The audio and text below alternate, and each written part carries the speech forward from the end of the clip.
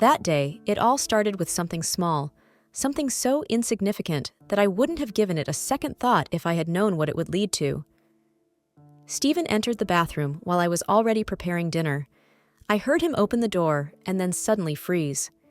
After a moment, he came into the kitchen with a strange expression on his face, holding a pill package in his hand. "Melissa," he said, his voice cautious, almost wary. "What are these pills?" I glanced at the package and froze. A moment later, I realized that my face showed a hint of fear. These were my pills. I had taken them recently, but I didn't think he would find them. "Oh, those are probably my sister's pills," I replied as calmly as I could, hoping he didn't notice my hesitation. "She stopped by the other day. Maybe she accidentally left them here." Stephen nodded, and I could feel his eyes on me, trying to determine if I was telling the truth. I tried not to show my anxiety and continued cooking dinner, but something inside me felt uneasy. Was that suspicion in his eyes? I decided to distract myself by focusing on household tasks, but I knew this topic wasn't over. After dinner, Stephen went to his study and stayed there for a long time. I didn't think much of it. He often got caught up in his work. But later, when he went to bed, I noticed he seemed more distant, as if something was weighing on him. The next day, he barely spoke to me, and at night, while I slept, he went back to his study. I couldn't have imagined that he was planning to install cameras in our home. Later, I found out that he had searched the pill name online, and what he discovered must have shocked him. They were birth control pills. Stephen knew I shouldn't have been taking them. He had undergone a vasectomy a few years ago. I could only imagine the thoughts racing through his mind. Stephen was careful. He didn't jump to conclusions and decided to figure everything out by watching me. He installed hidden cameras throughout the house, in the kitchen, the living room, and even our bedroom. But I had no idea about this and continued living as usual.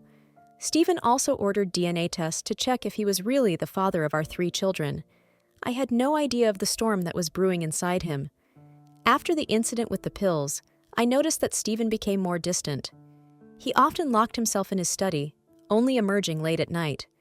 Sometimes his gaze lingered on me longer than usual, but he said nothing.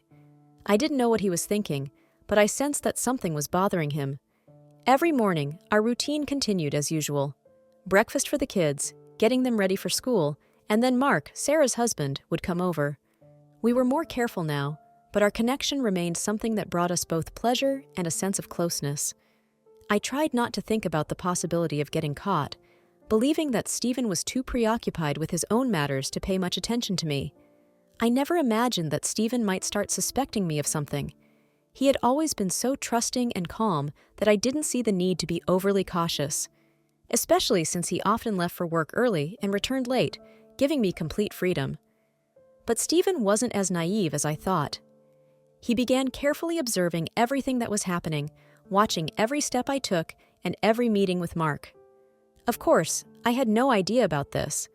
I continued living as usual, confident that my secrets were safely hidden. Stephen also started noticing the resemblance between our children and Mark. This must have stirred up a storm of emotions in him, as he had already ordered DNA tests to confirm or dispel his fears. But I knew nothing of this. I lived in my own world, where Mark was my secret ally, and I believed I was in control of the situation. However, as time would reveal, I was gravely mistaken. That evening felt like any other. The kids were playing in the next room, their laughter creating a familiar background as I prepared dinner in the kitchen. Mark came over, as he often did, without any prior notice. There was no need for words between us anymore. His presence gave me a sense of connection that I couldn't find in my marriage. When he approached me from behind, I felt his hands on my hips. We exchanged a brief look, and I knew exactly what he wanted. Gently, he hiked up my skirt, then slowly ran his hands down, carefully pulling it down. I didn't wear lingerie at home. I covered my mouth with my hand, trying to stifle any sounds that might be heard by the kids in the next room. We did what we always did when we were alone, savoring these stolen moments that brought us both the much-needed feeling of life and freedom. For us, it was a familiar ritual, a way to escape reality, if only for a little while. I had no idea that Stephen, sitting in his study, was watching us through the cameras he had secretly installed throughout the house. I believed everything was under control, that our meetings with Mark remained our secret. But for Stephen, this moment confirmed his worst fears. He saw everything, our movements, our glances, how Mark gently pulled down my skirt before we returned to our usual tasks. The shock was overwhelming, but instead of acting impulsively, Stephen decided to gather more evidence. He knew he had to be careful to figure out his next steps. I remember how Stephen became even more withdrawn in the last few days. He only spoke to me when necessary, and there was something cold, distant in his eyes. At some point, I realized that something had changed, but I didn't know what. One day, he didn't come home right after work, but stayed in his study, as if he was trying to gather his thoughts. The next day, I noticed him sitting at the table, clutching an envelope in his hands. He opened it with the look of someone who knew that what was inside was terrible. I was sitting on the couch in another room when I heard him exhale heavily. He didn't say a word, but I knew that it was not a good sign. Later, I heard him quietly close the door to his study and walk into the living room. He looked grim, as if there was an inner struggle going on inside him. I didn't know what he had learned, but I could see that it had deeply shaken him. I was still confident that our secrets were safe, but in that moment, I began to feel truly afraid. It turned out that Stephen had received the DNA test results that he had secretly done. He found out that our oldest son was his biological child, but the two younger ones were Mark's children. Stephen started piecing together the puzzle of memories and facts. He recalled how we had hired Sarah, the nanny, right after our first child was born to help me with the responsibilities. Now, that information became the key to solving the mystery, and he began to understand that he had been living in deception all this time. Since Stephen found out the truth, I noticed how he started looking at the children more closely, studying their faces, gestures, expressions. His looks grew more distant, and I felt the gap between us widening. He saw Mark's features in them, and it filled him with a mix of rage and disgust. I knew he wouldn't be able to live in this lie any longer. With each passing day, it became clearer that Stephen was preparing for decisive action. I understood that he would no longer hide the truth and would act decisively.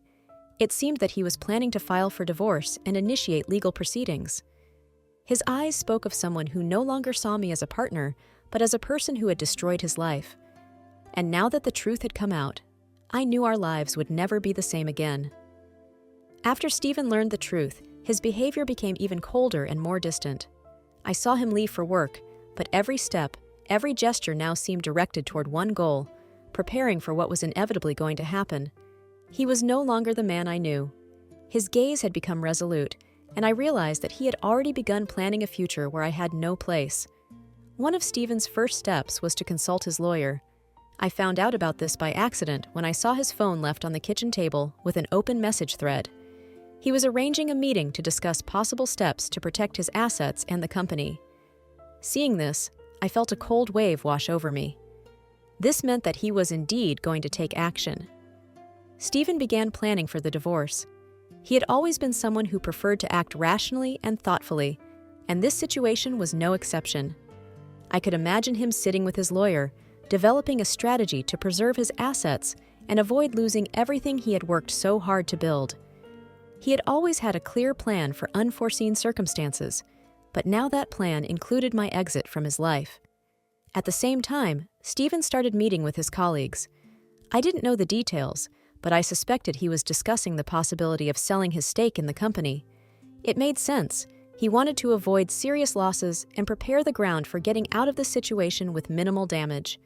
There was no emotion in his actions, only cold calculation and a determination to protect everything he valued. However, at that time, I suspected nothing. I thought Stephen was simply dealing with problems at work, that his tension was related to company matters. So, our affair with Mark continued, and we enjoyed our secret, unaware that Stephen was already making plans that could destroy everything. That day, I was eagerly waiting for Mark. The kids were at a friend's house, and we had a few hours to be together. We retreated to the bedroom, and as always, passion consumed us completely. We were lost in the moment, oblivious to everything else. Suddenly, in the heat of the moment, I heard a sound that made me freeze, the front door opening. This couldn't be happening. Stephen wasn't supposed to come home this early. My heart raced, and panic began to wash over me in waves. Mark immediately sensed something was wrong. We both froze as we heard the heavy footsteps of Stephen approaching the bedroom. Those steps were too firm, too strong to belong to the kids. We both realized it was Stephen. Time seemed to slow down. In a panic, Mark began looking for a way out, his eyes frantically scanning the room until he noticed the open balcony door. A second later, Stephen was already in the bedroom. His gaze met mine, and I saw the fury in his eyes that he could no longer contain. "What the hell is going on here?" His voice trembled with rage. I tried to say something, but the words caught in my throat. All I could do was mumble some useless excuses, but they only fueled his anger further. "You think I don't know? You think you could hide this from me?" His voice grew louder, and I could see he was on the verge of exploding. And then we heard a scream, sharp and full of terror. The sound pierced us to the bone. We both froze, and immediately after the scream, a dull thud echoed through the room, making us rush to the balcony. Stephen was the first to look outside, and I followed him, and what I saw made me freeze in shock. Down below, on the pavement, lay Mark's lifeless body. He had tried to climb from the balcony to the neighboring apartment, but had fallen from the 20th floor.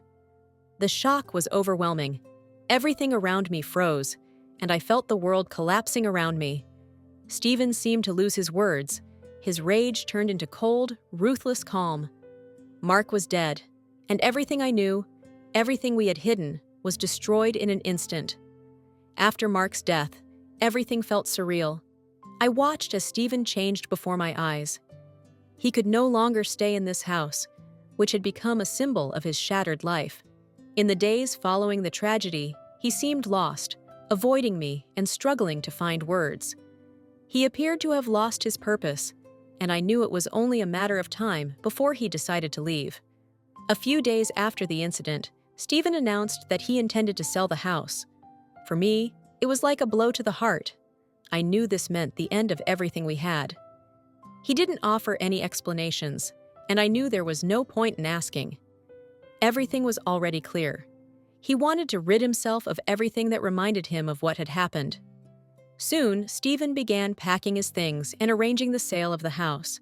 He didn't tell me where he was moving, but I soon found out that he had moved in with his colleague, Jessica. This news stunned me. I hadn't expected him to find support in someone else so quickly. But I understood that Stephen could no longer be with me, and Jessica became the one who helped him through this nightmare. After moving in with Jessica, Stephen gradually began to adapt to his new life. She supported him, helping him deal with the overwhelming emotions he was experiencing. I could see how he slowly started to see the future with new eyes, how he was trying to leave behind everything that had destroyed his life. For me, this period was a time of realization of what I had lost. Stephen was determined to start over, and I knew that I was no longer a part of his life. Jessica had become his support in this new chapter, and all I could do was watch from a distance as he recovered from everything that had happened. Stephen was ready to begin a new life, and that meant my place in his past was forever lost. Everything we had was now just a memory, and his future now belonged to him and those who stood by him during this difficult time. After moving in with Jessica, Stephen began a new chapter in his life, one marked not only by emotional changes, but also by a serious legal battle. The divorce was inevitable, and Stephen knew he had to protect his assets and secure his future, despite the devastation that had already occurred. For me, this period was a time of deep shock. I was in utter disbelief at how quickly events had unfolded and how destructive the betrayal I was involved in had become. Everything I knew and had built crumbled in a matter of days, and now I had to face the consequences. When the nanny, Sarah, found out what had happened, she was just as shocked. Her husband, Mark, was dead, and her employer, me, was a traitor. Sarah couldn't continue working for us. She was too devastated by grief and couldn't take care of our children under these circumstances. Her departure left me even more isolated and without support. Meanwhile, Stephen pressed on with the legal battle. The divorce process was grueling and tense, Every step was carefully planned, and despite his personal turmoil, Stephen showed himself to be cold and determined. His primary goal was to maintain control of the company and minimize the losses that could come from the division of property. Stephen's legal team worked to safeguard his assets, and he managed to secure a portion of compensation that helped cover the debts accumulated during the destructive period of his life. Understanding that unexpected financial difficulties could arise during the divorce process, Stephen made the decision to liquidate his remaining savings. This was a strategic move, allowing him to minimize losses during the division of property. He knew it was a necessary sacrifice to maintain control over his future. Gradually, Stephen began to build a new financial future. Despite the hardships he had faced, he remained focused and determined. Working on restoring his financial stability became a way for him to distract himself from the pain and betrayal he had experienced. Jessica supported him every step of the way, helping him through the process. As for me, I was left alone with the children and new financial problems. Stephen was ready to begin a new life, and that meant my place in his past was forever lost. Everything we had was now just a memory, and his future now belonged to him and those who stood by him during this difficult time. After all the turmoil that had engulfed our lives, Stephen slowly began to rebuild his existence. The divorce was finalized, and Mark's death had forever closed a chapter that had cast a dark shadow over him. I could see how he was gradually finding himself again, shedding the weight of the past. With each passing day, his gaze became clearer, his posture more confident. He was no longer the man I once knew, but there was a new strength in this transformation. Stephen spoke little, but I sensed that his thoughts were focused on the future, not the past. After so many years spent in the shadow of betrayal and lies, he finally felt relieved that he was no longer tied to it. It was as if a huge burden had been lifted from his shoulders, allowing him to move forward without looking back at what was left behind. Jessica played a crucial role in his life during this period. She was not only a source of support during difficult times, but also someone who helped him see possibilities he hadn't considered before. One evening, as they sat on the terrace of her home, Jessica confessed her feelings for him. It was unexpected, but Stephen saw sincerity and warmth in her words that had long been absent from his life. They began to discuss the possibility of a future together, and Stephen, after all he had been through, decided to give himself a chance at a new life. He realized that he deserved to be happy and that there could still be much good ahead. Jessica had become the person who helped him understand that the past didn't have to define his future. Stephen made the decision to start anew with Jessica. He saw this not only as an opportunity to find new love, but also as a chance to build a life based on honesty and trust, something that had been sorely lacking in his past. This decision gave him the strength to look to the future with optimism and the belief that there were still many good moments ahead. The divorce process finally came to an end, and Stephen officially became a free man.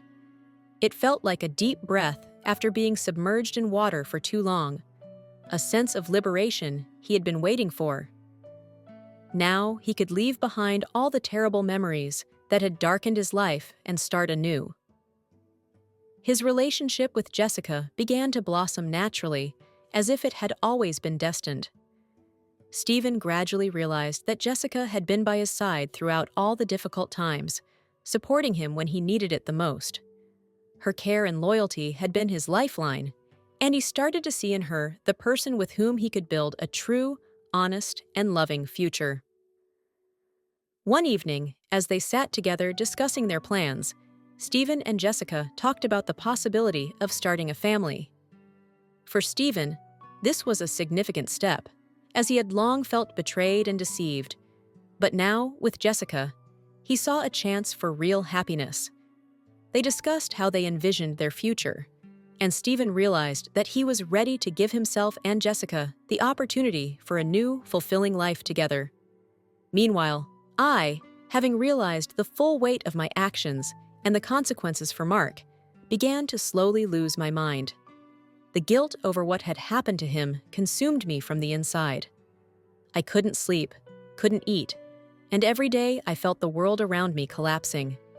Eventually, my condition became so critical that I had to be admitted for treatment. The doctors tried to help me cope with my pain, but I knew I would never be able to fully escape what I had done. Stephen, having freed himself from his past, was ready to start a new life. He knew there would still be challenges ahead, but with Jessica by his side, he believed he could overcome anything. For him, this was a true chance at happiness, one he intended to embrace fully.